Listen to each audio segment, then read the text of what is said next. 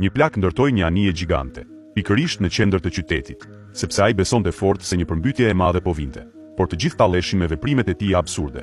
Njerëzit thoshin se ai kishte humbur mendjen, sidomos pasi po ndërtonte anije në tokë të lartë, ku nuk kishte ujë reporterët u mblodhen, duke mbuluar gjerësisht si një i çmendur, dhe i gjithë qyteti e bëri për të qeshur. Plaku nuk u interesua ditë pas dite. Ai u zhyt plotësisht në ndërtimin e anijes, duke punuar që nga koha kur flokët i kishte të zinj, derisa ju bën plotësisht të bardhë. Më në fund një ditë ndodhi diçka e mrekullueshme.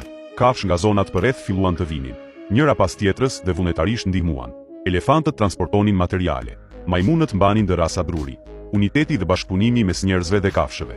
Anija gjigante u përfundua shpejt, ditën kur përmbytja ishte parashikuar të vinte. Kafshët u rreshtuan në mënyrë të rregullt dhe hipën në anije. Plaku menjëherë u dha një paralajmërim njerëzve, duke i nxitur të hipnin menjëherë dhe të strehoheshin.